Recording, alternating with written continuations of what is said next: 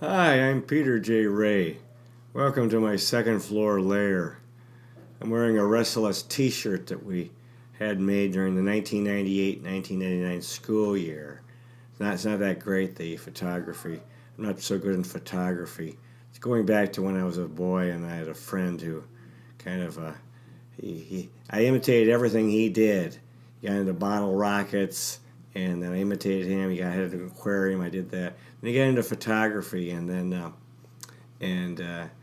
was going to do that too. Back in the old days with dark rooms and these soaking pans. And he said, "Oh, Peter, can't you do anything on your own?" So I thought, "Oh, this guy doesn't want to be my friend," and it was kind of the end of our friendship. And I never liked photography since then. Anyway, it's kind of a crazy story. And anyway, photography. I mean, I guess it's just maybe I was just too lazy to. You have to make effort at it, like anything else. Well, let's get this party started. Today's topic is Resalest Remarkable Books number 24. The first book today is Courage, Personal Experiences of Challenge and Decision in the Lives of Great Men and Women. Peter Seymour Selector, 1969. I guess these were different authors who talked about courage. This was given to me by my mother for Christmas in 1999. And so some of the individuals include John F. Kennedy, Charles Lindbergh, the first man to fly across the Atlantic Ocean, Eleanor Roosevelt, Winston Churchill, who was the great leader of Great Britain during the Second World War. Anyway, courage is a very important quality, and I know it's been lacking in my life. It's something I've been aware of. I need to have more courage, and because we need it in life. Without courage, then we're afraid. And we're afraid it's a terrible way to live. It's a life of weakness. It's a horrible life. If we have courage, maybe we'll get a bloody nose. Maybe we'll fail. Maybe we'll get hurt. But we'll get hurt a lot more if we live the life of a coward, which I've done a lot. And it's time to stop doing that. It's time to have courage. And this is what we need in today's world for change, for positive change, individuals to have courage. The next book is Vicksburg Official National Park Handbook, published in 1986. This was sent to me by my friend from Guam, Dan Fanton. Vicksburg, Mississippi was a very important battle during the U.S. Civil War. And it was a Confederate fort.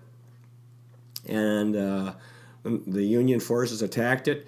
My great-great-grandfather, Tom Zook, was a part of that campaign in the siege and victory at Vicksburg. And he met Ulysses S. Grant, who was the American general at Vicksburg, and Abraham Lincoln's top general. Because when Vicksburg was captured, that meant the entire Mississippi River was under Union control. And this divided the South into two, and it knocked Texas out of the war. Very important battle in the American Civil War. The next book is Star Trek Memories by William Shatner with Chris Kresge, published in 1993. Of course, William Shatner is the actor who played the most important character in Star Trek, Captain William Tiberius Kirk. And he talks about all the different people from mostly the original TV series, Spock, and McCoy, the doctor, Uhuru, the African-American woman, Chekhov, who is the Russian, Sulu was the Asian fellow, Scotty, who must have been Scottish. And he talked about the first interracial kiss on television between when he kissed Uhuru during a Star Trek episode. So this is really something, an amazing thing. The whole Star Trek creation by, not Rodney Dangerfield, Gene Roddenberry, who, he's trying to get, I remember a great story about him, he's trying to get the whole thing going. He couldn't find anyone to support it, and he went in, he knew there were some producers in a restaurant in Hollywood, and he just went in, and he actually risked arrest. He went in, and they were going to call the authorities, and he went up to the table, and he sort of blurted out this story. and they were going to take him away. You're going to be thrown out of the restaurant. And then this producer said, no, wait a minute, let's listen to what he has to say, because he was intrigued. And that supposedly led to Star Trek being produced. What a wonderful story. This futuristic outer space story of science fiction on moving pictures. Wonderful. And of course, Shatner has such a wonderful sense of humor. Very funny guy. And all these characters and their relationships and their interactions, very entertaining. The next book is The Bluest Eye by Toni Morrison, 1970. This is a novel set in Lorain, Ohio, around 1941, with African-American characters. It's a very, very sad book, very sad story, very, very sobering. But it talks about the reality of African-Americans in Lorain, Ohio at that time. The next book is Lou Boudreau, Covering All the Bases. Lou Boudreau with Russell Schneider, published in 1993. Now, the amazing thing is Lou Boudreau became the player manager of the Cleveland Indians in 1942 when he was 24 years old. Just imagine, very young fella. And I don't think that would happen today. You don't have player managers today. Definitely not that young. But in 1948, 6 years later, when he was 30, he led the Cleveland Indians to their last World Series championship. He was a great shortstop. He could hit, had some power, and he was the manager. Did a really good job. And back for a long time, the street over by the what's now First Energy Stadium was called Boudreau Boulevard in honor of Lou Boudreau and his role. Because we haven't won a World Series since then. We're still hoping. And Lou Boudreau, good fella, and then the co-author Russell Schneider, the fine sports writer for the Cleveland Plain Dealer. The next book is Cop This Lot by Nino Coolatta, 1960, and There Was a Kid by John O'Grady, 1977. These are two books in one from Australian humor, and in this story, this Italian immigrant Nino Coolatta apparently saved enough money to go home to Italy, and he brought some of his Australian friends with him to visit. And then the second book, the author talks about growing up on a farm in New South Wales, Australia. Interesting topic, Australia, very interesting country. It's a Western country that's really kind of isolated, of course, not as much as New Zealand in the southern hemisphere. The next book is The Poisonwood Bible by Barbara Kingsolver, published in 1988. This is a wonderful novel, tremendous, an amazing novel. It's a story of an American family, a missionary family, father and mother and children, who went to the Belgian Congo as Christian missionaries in 1959. And boy, did they have an experience. And it was very tragic. The line that I thought was really good, is the mother wrote, I went to the jungle armed with Betty Crocker cake mix. She knew they were going to be there a long time, and they had children growing up who she knew they'd have birthdays, and she didn't think they could, and she was hoping, she wanted to have birthday cakes for them. So that's what they brought with them to the Belgian Congo. And this was right before it became Zaire. Well, not now, a little bit later, anyway, the father, he's the lead, he's the Christian minister. He really loses his mind. He loses touch with reality, and in this, in the jungle, in this tropical climate, and among a very different culture. And so that's, very tragic. And then the mother's she's trying to raise her children. And the children are uprooted from the United States and then are growing up in this situation. Very different culture. And so that was really something. I know this book covers the family over time until their adulthood. And then one of the daughters, because she gets used to being an African, eventually she marries an African, and she's living in an African slum. That's where she feels comfortable, living in Africa. And one of the daughters comes home and really has a tough time back in the United States. Big cultural problems because she'd been in Africa so long. And the real tragedy of this whole thing was the political thing. When the Belgian Congo became independent in 1960, The Belgians pulled out, and they really didn't prepare the Congolese for independence. And it's Patrice Lumumba, who was really, you could say, the George Washington of that country, leader of the independence movement. But he was involved with the communist movement. The thing is, he was a good man. And yeah, he was involved with communism, but the United States decided to have him or support his assassination, and were involved in that, which was really tragic, I think. In a way, it's understandable because, we were fighting communism, but this guy was a good fellow. And then that led to the dictatorship of Mobutu Sese Seko, who changed the name to Zaire, and was a terrible dictator for a very long time. And then when he died, they had the whole country kind of dissolved in a civil war. And so this was something. I know Muhammad Ali had one of his fights in Zaire. He called it the Rumble in the Jungle. So this is some story of what happened to this American family, this missionaries, and really, really a tragic story. Very compelling, very, very entertaining book. Very interesting. The next book is Children of the Alley by Naguib Mahfouz, published in 1959. The author won the Nobel Prize. The book is set in Cairo, Egypt. It's very spiritual. It deals with oppression, tyrannical leaders, and heroic leaders who fight for freedom. So I thought this was an inspiring book, and it talks about poverty in the urban setting in Cairo, in Egypt. Hard times there. The next book is Shogun by James Clavell, published in 1975. This book has 1,152 pages. Wow. I think this is the best book by James Clavell. He wrote these very long historical novels set in Asia. I talked previously about King Rat. I think this is his best book, Shogun. And because it talks about the meeting of East and West in Japan. Fascinating. Japan had been an isolated country, and then when they finally were really forced to allow foreigners to come in, it was fascinating. There was this fellow, he was English, this English character, and the English back then didn't bathe very often. They bathed very rarely. And the Japanese back then, were very, very cleanly people. They would bathe daily, like people today. And this Japanese guy who had come, or this Englishman who had come, he was a part of a mission, I think a military mission.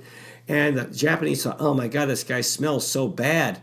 And, they were saying, well, do you want to take a bath? He's like, no, or he was horrified. He thought, bathing was dangerous. At one point, they finally forced him to take a bath. They just grabbed him, dragged him into a bathing place, and he was kicking and screaming, and he thought they were trying to kill him, and they got him all clean. And then after a while, he came to, and they started saying, you got to bathe regularly. We're not going to let you stay here and be dirty. So they're pressuring him.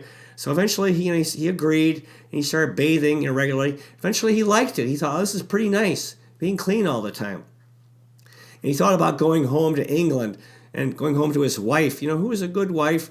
But, she thought, oh, man, I'm going to go back there, and she's dirty. And he was kind of worried about that. So I thought this was a fascinating story here, the interaction between East and West.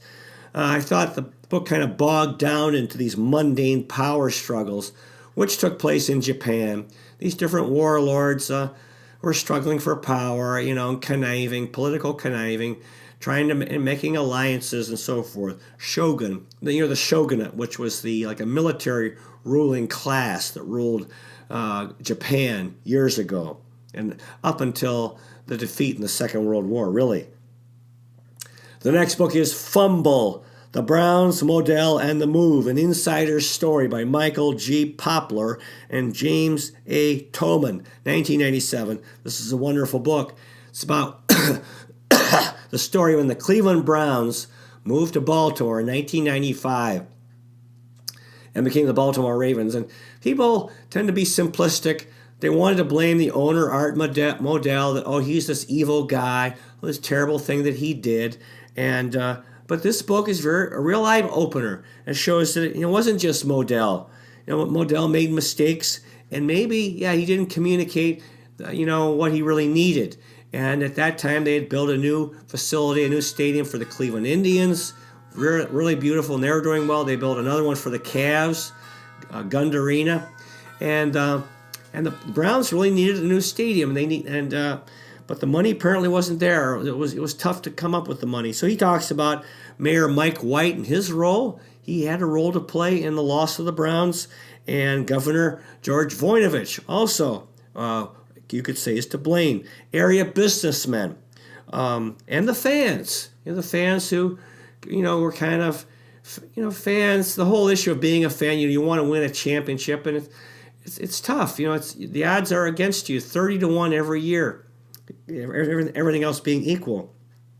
The Plain Dealer newspaper, who tended to be, critical and so forth, and so I thought this was a good book. I think it's really wrong just to blame Art Modell. There's a lot of people who are to blame for the Browns moving in 1995, not just Art Modell, and it's not just a simple story. He was a good guy, and it would have things could have worked out, but they didn't. And it was really tragic how that played out. The next book is Cleveland Rocks, a bicentennial political and social history of Cleveland from 1796 to 1996 by Damon Stakes, published in 1995. He talks a lot here about these different characters and the history of Cleveland. Mike White, Mayor Mike White, George Voinovich, Dennis Kucinich, who was the kind of a crazy mayor back in the 70s, Ralph Perk, whose toupee caught on fire, or his hair caught on fire at one point at a ceremony, and whose wife supposedly said that she couldn't go to the White House for some function because after they'd been invited, because it was her bowling night. Carl Stokes, who was the first African-American mayor of a big city in the U.S. Here in Cleveland. Ralph Locker, Anthony Celebrezzi. I think they have a statue of him downtown in Huntington Park, along with Oliver Perry and Jesse Owens. Frank Lausch, Harold Burton, Tom Johnson. So all these different people in Cleveland history. The next book is A Treasury of Ohio Tales by Webb Garrison, published in 1993. These are unusual and interesting stories, little-known stories from Ohio. Guys like Cy Young, who won the most games in Major League history as a pitcher, won 511 games. Now, if you get to 300, it's very rare. Big Bill Taft, William Howard Taft from Cincinnati, who was the first American governor of the Philippines, became U.S. president. Clark Gable from Ohio, who became famous as in Gone with the Wind as that character. Rhett Butler, Annie Oakley, who was kind of a cowboy, a female cowboy, back in the day, back in the 1800s. Thomas Edison, who invented the light bulb, such an incredible achievement. Ulysses S. Grant from Ohio, who was the top general in the American Civil War and was very much revered by African Americans for his role in ending slavery. And then after, as president, he really did what he could for African American rights. And when he died, he was very beloved by African Americans and all the American people. That's what they say when Grant died. Now, Grant's tomb was a major landmark in New York City, but not anymore because all the people who loved Ulysses S. Grant have died. The next book is Cleveland Indians, Facts and Trivia by Mark Davis, published in 1997. When I read this book, there was nothing that I learned because I know so much about the Cleveland Indians, so I thought I'm really kind of a Cleveland Indians nerd. The next book is Great Lakes Indians, a Pictorial Guide, second edition by William J. Kubiak, 1999. This is a wonderful book. The best part was I made light. There's a big rivalry here in Cleveland between the Cleveland Indians baseball team and that of the New York Yankees.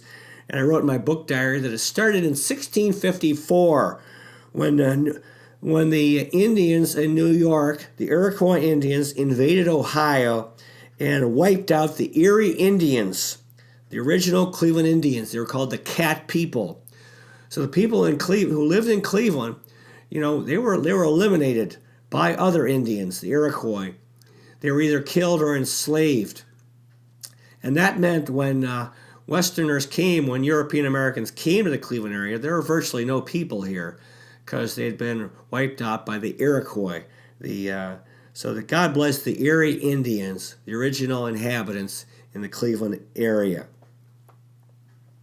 The next book is Veck, as in wreck, by Bill Veck with Ed Lynn, published in 1962, republished in 1975.